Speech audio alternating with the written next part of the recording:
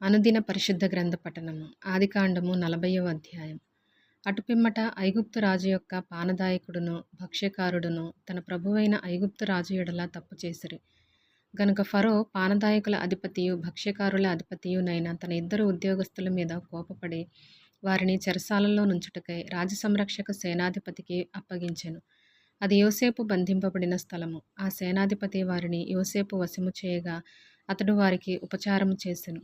వారు కొన్ని దినములు కావలిలో నుండిన తరువాత వారిద్దరూ అనగా చెరసాలలో బంధింపబడిన ఐగుప్తు రాజు యొక్క పానదాయకుడును భక్ష్యకారుడును ఒక్కటే రాత్రియందు కలలు కనిరి.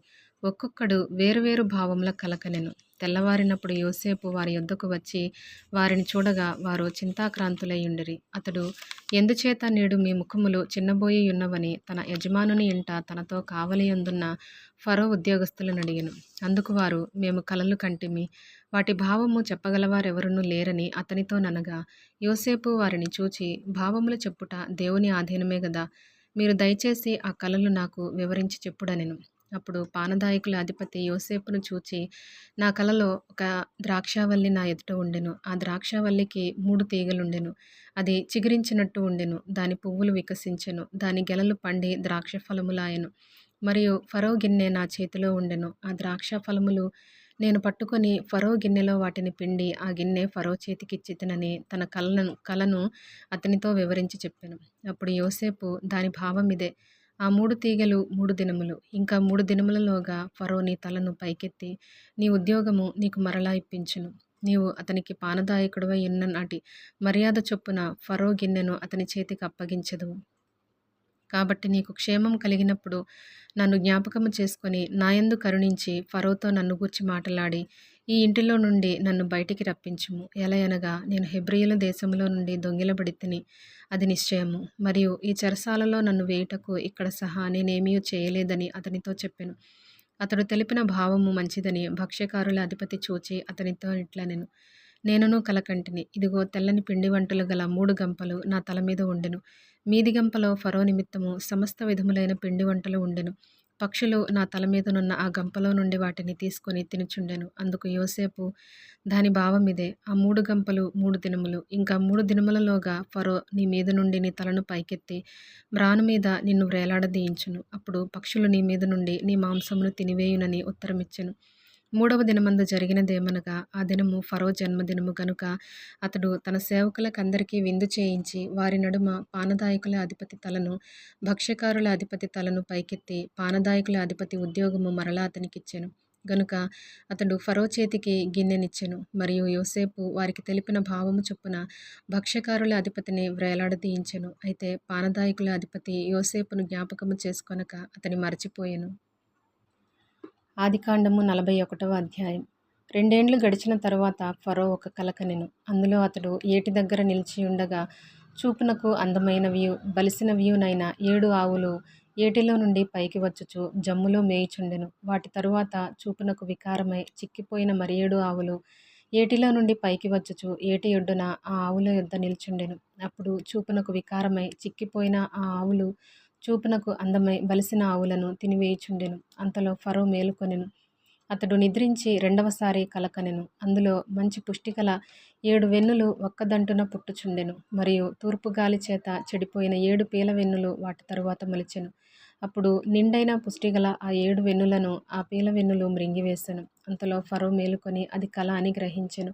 తెల్లవారినప్పుడు అతని మనస్సు కలవరపడెను. గనుక అతడు ఐగుప్తు శకునగాండ్రనందరినీ అక్కడి విద్వాంసులనందరినీ పిలువనంపి ఫరో తన కలలను వివరించి వారితో చెప్పెను. గాని ఫరోకు వాటి భావము తెలుపగలవాడెవడనూ లేకపోయెను. అప్పుడు పానదాయకుల అధిపతి, నేడు నా తప్పిదములను జ్ఞాపకము చేసుకొనుచున్నాను.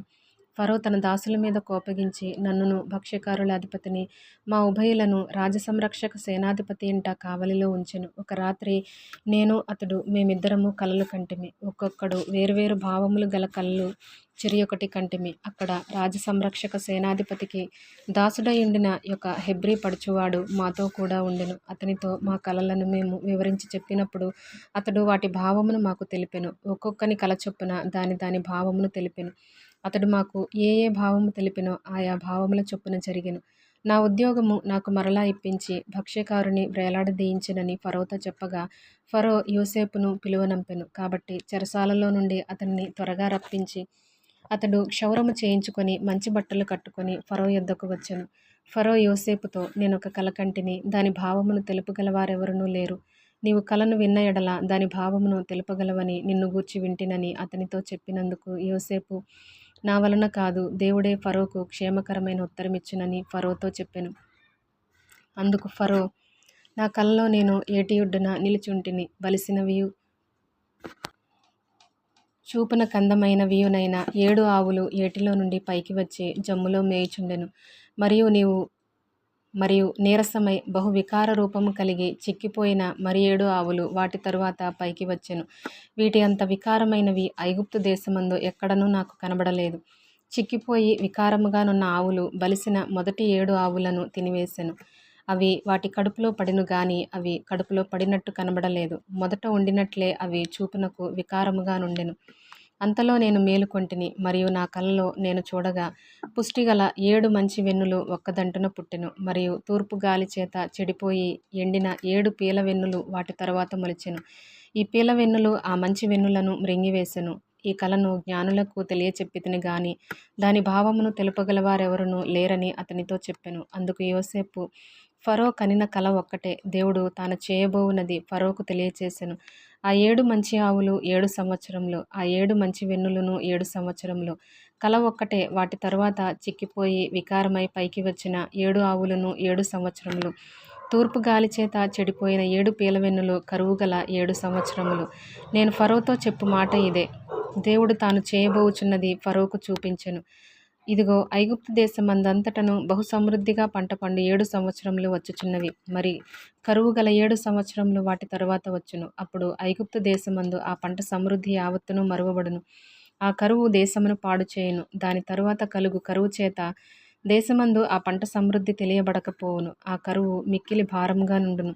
ఈ కార్యము దేవుని వలన నిర్ణయింపబడి ఉన్నది. ఇది దేవుడు శీఘ్రముగా జరిగించును.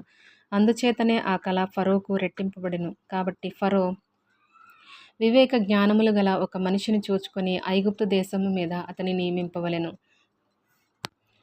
ఫరో అట్లు చేసి ఈ దేశము పైన అధిపతులను నియమించి సమృద్ధిగా పంట పండు 7 సంవత్సరములలో ఐగుప్తు దేశమందంతటను 5వ భాగము తీసుకొనవలెను. రాబోవు ఈ మంచి సంవత్సరములలో దొరుకు ఆహారమంతయు సమకూర్చి ఆ ధాన్యము ఫరో చేతికప్పగించి ఆయా పట్టణములలో ఆహారమునకై భద్రము చేయవలెను. కరువు చేత ఈ దేశము నశించిపోకుండా ఆ ఆహారము ఐగుప్తు దేశములో రాబోవు కరువు సంవత్సరములు 7 ఈ దేశమందు సంగ్రహముగా నుండునని ఫరోతో చెప్పెను. ఆ మాట ఫరో దృష్టికిని అతని సమస్త సేవకుల దృష్టికిని యుక్తమై ఉండెను గనుక అతడు తన సేవకులను చూచి, ఇతని వలె దేవుని ఆత్మగల మనిషిని కనుగొనగలమా అని అనెను. మరియు ఫరో, దేవుడు ఇదంతయు నీకు తెలియపరచెను గనుక నీ వలె వివేక జ్ఞానములు గలవారెవరునూ లేరు. నీవు నా ఇంటికి అధికారివై ఉండవలెను. నా ప్రజలందరూ నీకు విధేయులైయుందురు. సింహాసన విషయంలో మాత్రమే నేను నీకంటే పైవాడనై ఉందునని యోసేపుతో చెప్పెను. మరియు ఫరో, చూడుము, ఐగుప్తు దేశమంతటి మీద నిన్ను నియమించి ఉన్నానని యోసేపుతో చెప్పెను.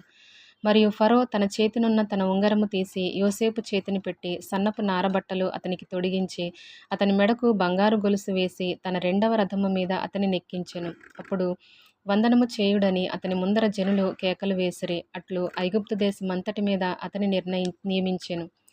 మరియు ఫరో యోసేపుతో, ఫరోను నేనే, అయినను నీ సెలవు లేక ఐగుప్తు దేశమందంతటను ఏ మనుష్యుడును తన చేతినైనను కాలినైనను ఎత్తకూడదని చెప్పెను. మరియు ఫరో యోసేపునకు జప్నత్పనేహు అను పేరు పెట్టి అతనికి ఓను యొక్క యాజకుడైన పొతీఫెర కుమార్తెయగు ఆసెనతునిచ్చి పెండ్లి చేసెను.